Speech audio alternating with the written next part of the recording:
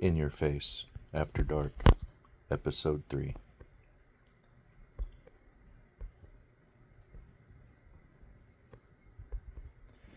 Morning did not arrive the way mornings used to. I noticed before I opened my eyes. The warmth felt wrong. Not hotter, not colder, just unfamiliar. The desert had always greeted dawn slowly, light creeping across sand, shadows retreating inch by inch, as if reluctant to leave the night behind. But this morning, the light arrived all at once. I opened my eyes to gold. Not sunlight, gold. The sky shimmered above us like liquid metal, stretches just across the horizon, rippling gently as though the air itself had become water. For a moment, I thought I was dreaming. Then I heard Macy move beside the fire. "You see it too, right?" she whispered. Her voice carried equal parts wonder and caution. I sat up slowly. The fire we had fallen asleep beside had burned low, but its embers glowed brighter than they should have, each spark pulsing faintly, almost rhythmically, like breathing. The signal hummed softly in my chest again. Not through equipment, through me. The sky shifted. A wave of light rolled silently from one horizon to the other, bending the clouds into impossible shapes, long ribbons twisting and reconnecting as if reality were being rewritten in real time. No sound followed, no thunder, no wind, just motion. It was beautiful, terrifying, alive.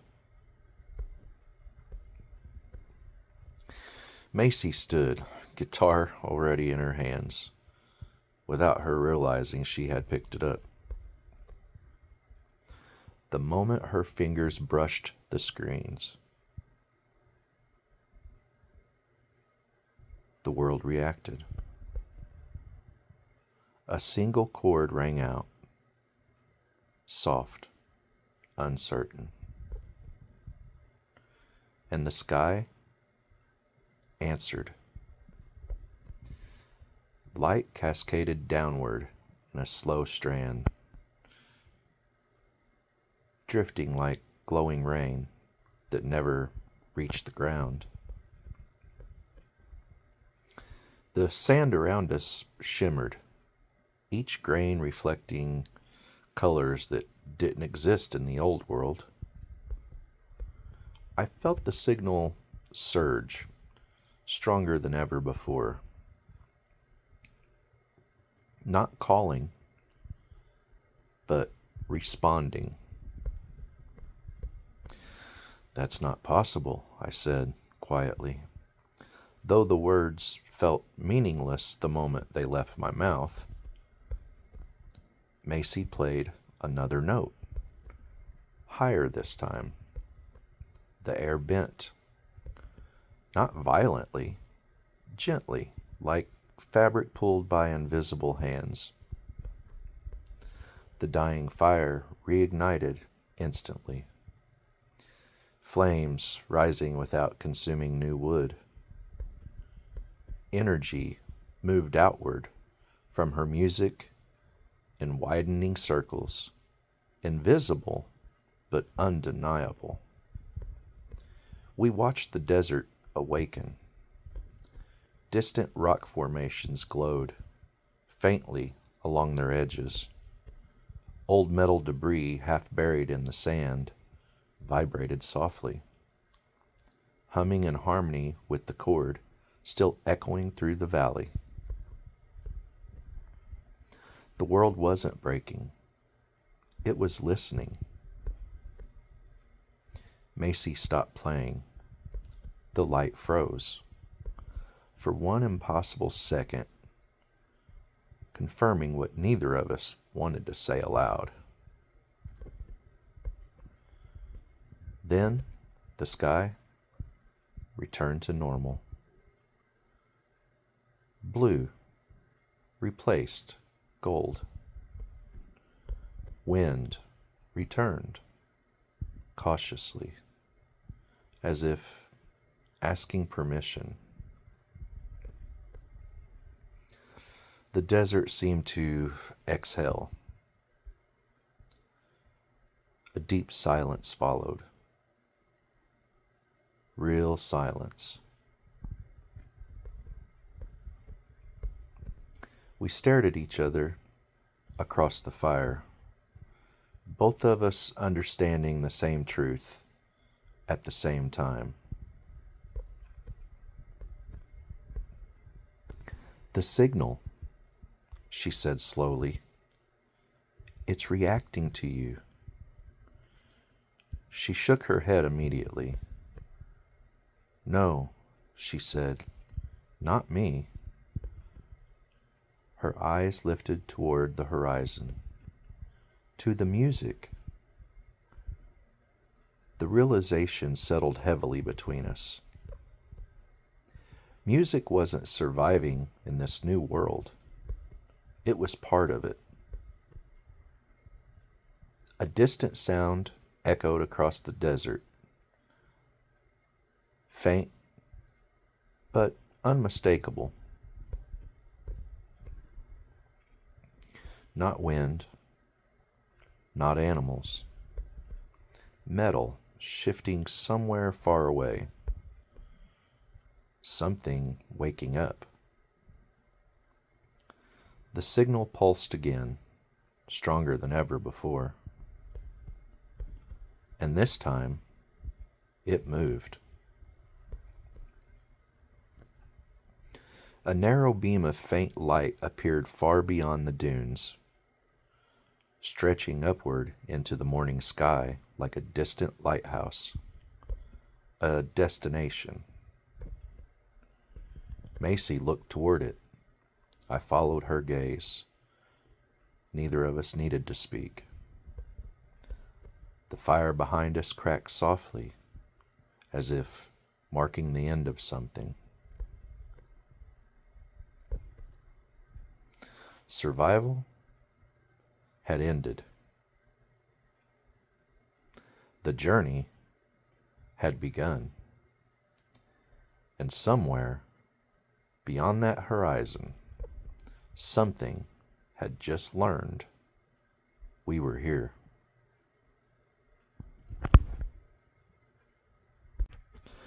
In Your Face After Dark. Chapter 2. The World That Wakes. We did not leave immediately. People imagine moments like that differently. They think discovery creates urgency, panic, motion. But after the sky changed and the world answered Macy's music, neither of us rushed anywhere. We sat quietly, as if moving too quickly might wake something that preferred us unnoticed.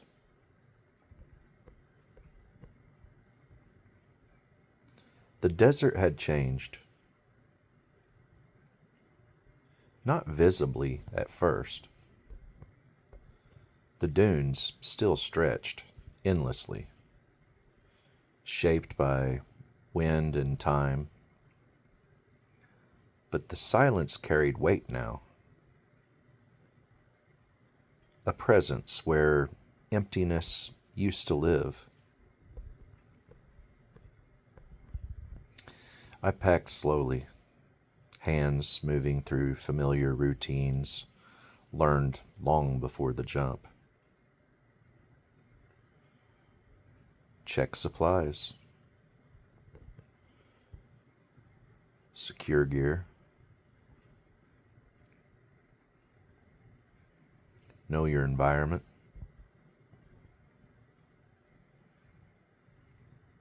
Watch the horizon. Old habits survived even when the world did not.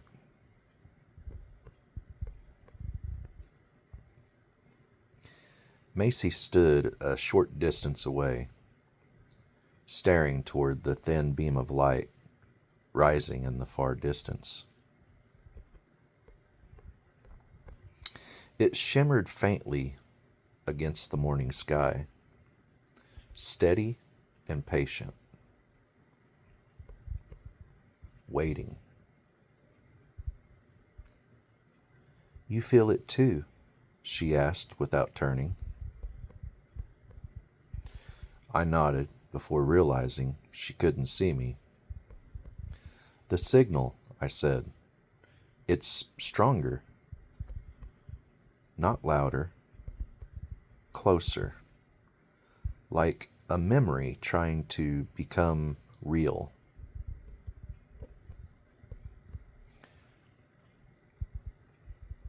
She adjusted the guitar strap over her shoulder. The instrument looked almost ordinary again. Wood and strings and worn edges catching sunlight. Yet the air around it felt subtly alive, like heat rising from pavement.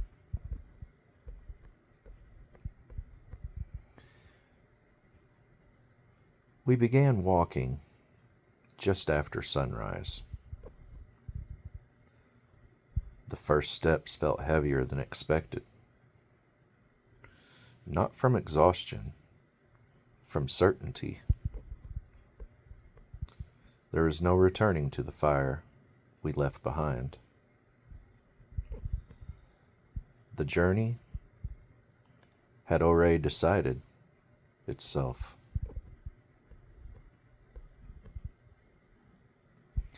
The desert revealed its changes slowly. At first, it was only small things. Footprints remained longer than they should have. The sand resisting the wind as if unwilling to erase our passing. And fragments of old metal scattered across the dunes hummed faintly when we walked near them, vibrating in tones too low to hear, but strong enough to feel in the chest. Once, a broken satellite dish half buried in the sand turned slightly as we passed. No motors, no power, just movement. Macy stopped. "You saw that," she said. I did. Neither of us investigated. Some discoveries feel safer at a distance.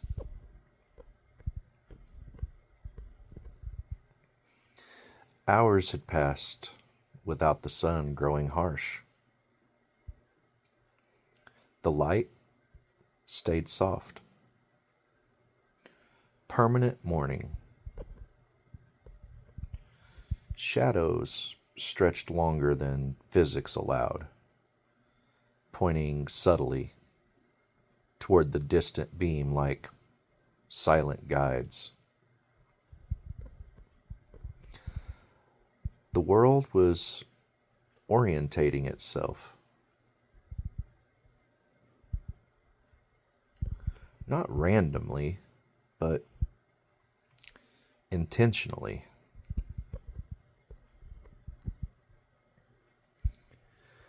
We crested a ridge near midday and saw the first undeniable proof that we were not alone. Tracks, not ours. They cut across the sand in looping patterns, shallow impressions, glowing faintly along their edges. Too wide for animals, too irregular for machines. As if something had walked without understanding gravity. Macy crouched beside them. Her fingers hovered just above the surface but never touched. "They're warm," she whispered. The signal pulsed again, stronger, sending a ripple through the air that made the horizon blur for a brief second. Far away, something moved. A silhouette crossing another dune before disappearing. Too distant to identify, too deliberate to ignore. We both saw it. Neither of us spoke. Fear wasn't the feeling. Recognition was. The same quiet certainty that had drawn us toward the signal now extended outward. Whatever existed out there, it was also searching.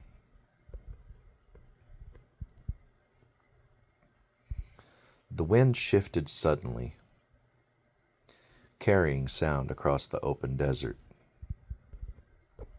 A tone, low, resonant, almost musical. Macy lifted her guitar instinctively. She played a single soft note. The sound traveled farther than it should have, stretching across the dunes like light instead of sound. And somewhere ahead, the tone answered. Not an echo, a reply. The ground vibrated gently beneath our feet. Sand lifted in faint spirals, circling us before settling again. The distant beam of light brightened, reacting as though acknowledging our direction. The signal was guiding us, or announcing us. I wasn't sure which possibility unsettled me more. We continued walking. Behind us, the wind erased the last trace of the fire that had sheltered our first night. Ahead, the world waited, awake now, aware, listening. And for the first time since the jump, the silence no longer felt empty. It felt crowded. INURFACE After Dark, Chapter 3, The Watchers Beyond the Dunes. The sound did not fade. It lingered in the air, long after Macy's note ended, humming softly beneath the wind, like a memory refusing to disappear. We stopped walking, not because we were afraid, because something ahead wanted us to. The desert had grown quiet again. Not empty quiet, but listening quiet. The kind that exists just before rain, or revelation.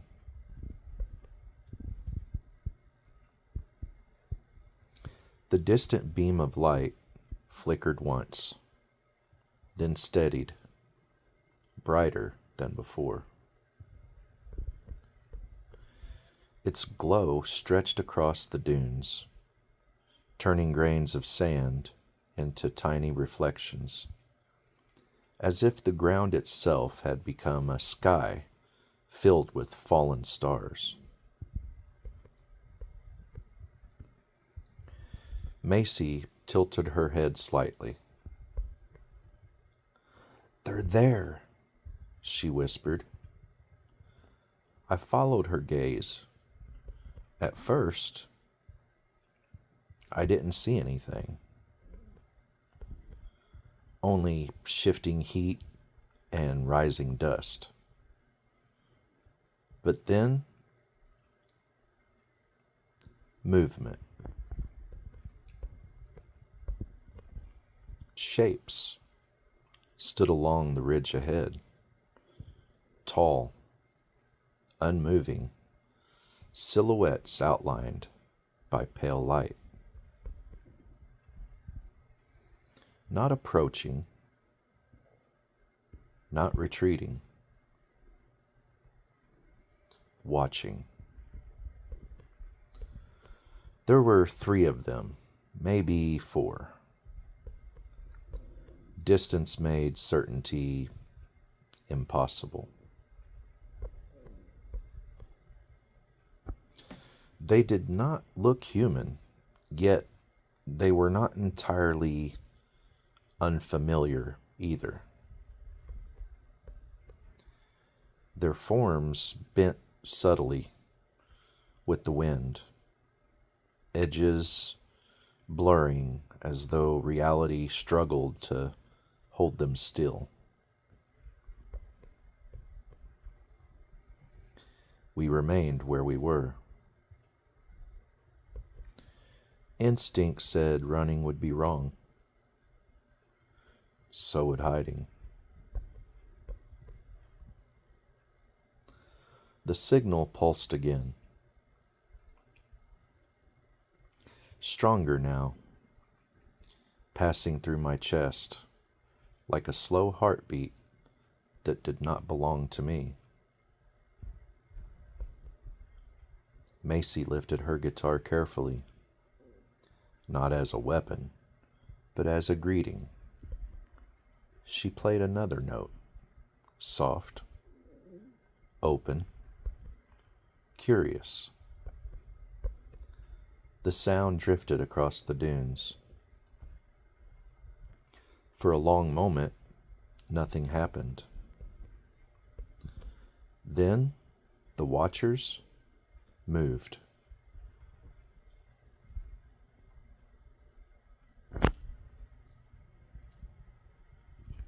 Not walking, not stepping. They shifted forward in smooth, gliding motions, crossing distance without disturbing the sand beneath them. The air cooled slightly as they approached. A calm settled over the desert, deep and heavy, like the quiet of snowfall. I realized my breathing had slowed without effort. Fear dissolved before it could fully form. Whatever they were not hunting us. They were studying us. One figure moved ahead of the others. Its outline shimmered, light folding inward around it like reflections on water. When it stopped several yards away, the signal surged brighter behind it. Macy lowered the guitar slightly. "They feel familiar," she said softly. I understood exactly what she meant. Not familiar like recognition, familiar like belonging. The figure raised an arm, or something shaped like one. The air vibrated. No sound reached our ears, yet meaning formed clearly in the mind. Not words, but intent. A question. Who are you? Macy looked at me, unsure. I nodded once. She placed her fingers on the strings again. This time she didn't play a single note. She played a melody. Simple. Gentle. The same melody she had played beside the fire the night before. The melody that had awakened the signal. The watchers reacted instantly. Light rippled across their forms, colors shifting faintly, blues, violets, and soft gold tones flowing like slow auroras. The beam in the distance expanded, widening into the sky. The desert wind rose briefly, circling us all before settling again. Understanding passed between us without language. They were not the source of the signal. They were drawn to it, just like we were. The leading figure stepped closer. Close enough now that shadows formed at its feet for the first time. For a moment, its shape stabilized, almost human in proportion, though made of light and motion rather than flesh. Another feeling entered my thoughts. Not curiosity, relief. As if our arrival confirmed something they had waited a very long time to see.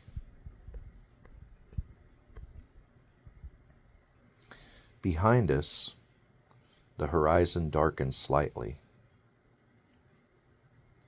Clouds forming where none had existed just moments before.